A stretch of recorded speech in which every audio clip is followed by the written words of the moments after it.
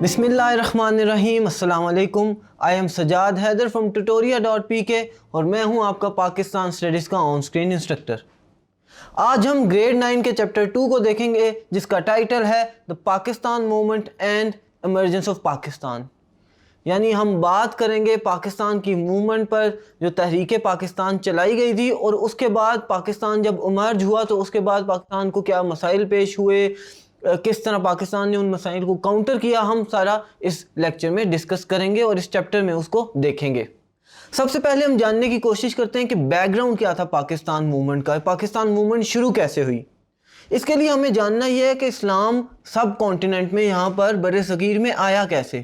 محمد بن قاسم کے through 712 AD میں جب انہوں نے بر صغیر پہ حملہ کیا اور یہاں پر اپنا اسلام کو پروموٹ کیا, اس کے بعد ہی یہاں پر اسلام آنا شروع ہوا سب کانٹیننٹ کے اندر.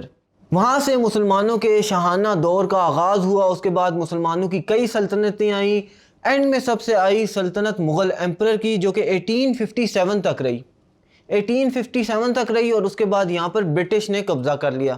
1857 سے بھی جب یہاں پر مغل ایمپرر تھے تب بھی برٹش یہاں پر آ چکے تھے اور انہوں نے سٹارٹ کیا تھا ایسٹ انڈیا کمپنی سے. وہ یہاں پر آئے تھے ایز اے ٹریڈر اور آہستہ آہستہ وہ بن گئے قبضہ مافیا.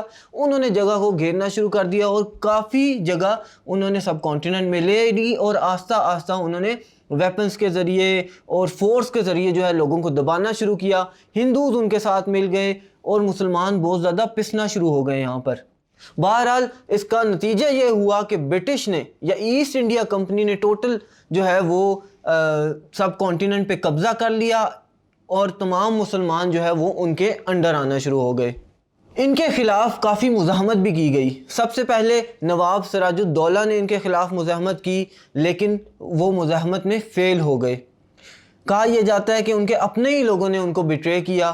جنگ پلاسی کے دوران ان کو شہید کر دیا گیا جب ان کے اپنے لوگوں نے ان کو بٹرے کیا. ساتھ ہی ساتھ اس کے بعد ٹیپو سلطان کا ذکر آتا ہے کہ انہوں نے بھی جنگ لڑی انگریزوں کے خلاف. ان کے ساتھ بھی یہی ہوا کہ ان کے اپنے لوگوں نے ان کو بٹرے کیا. آپ نے نام سنا ہوگا میر جعفر کا, میر صادق کا, کہ جنہوں نے بٹرے کیا تھا, انگریزوں کے ساتھ مل گئے تھے اور ٹیپو سلطان کو بھی شکست ہوئی. اسی طرح مغل ایمپرر بھی دب گئی. آخری بادشاہ تھے بہادر شاہ ظفر جن کو قید کر کے رنگون بھیج دیا گیا تھا اور اس کے بعد یہاں پر مسلمانوں کی سلطنت کا جو ہے خاتمہ ہو گیا تھا.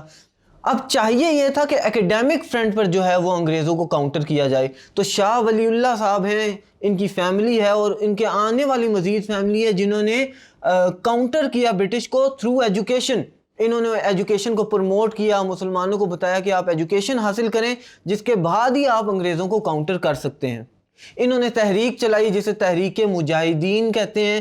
وہ لانچ کی گئی جس کو ہیڈ کر رہے تھے سید احمد شاہ بریلوی.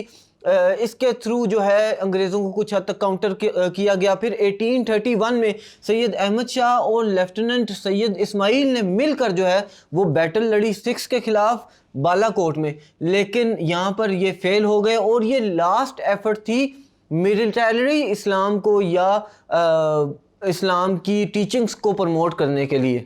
لیکن اس بیٹل کا افیکٹ کچھ نہ کچھ حد تک رہا اور 1857 کے بعد جو ہے بنگال میں اسی بیٹل کی بنیاد پر فرازی موومنٹ کا قیام بھی عمل میں آیا. یہ تھے بیک گراؤنڈ پاکستان کے بننے کے یا 1857 تک کے واقعات کہ کس طرح پاکستان کی موومنٹ ایمرج ہوئی, کس طرح مغل ایمپرر کو ہرایا گیا اور اس کے بعد انگریز یہاں پر آئے اور انگریزوں کے خلاف لوگوں میں ریزنٹمنٹ آنا شروع ہوئی اور انہوں نے پھر تحریکیں چلائی تاکہ انگریز کو بھیجا جا سکے. اسے نیکسٹ لیکچر میں ہم ڈسکس کریں گے کہ 1857 کی جنگ آزادی کے بعد کیا واقعات ہوئے اور اس نے پاکستان موومنٹ میں کیسے کردار ادا کیا. Thank you.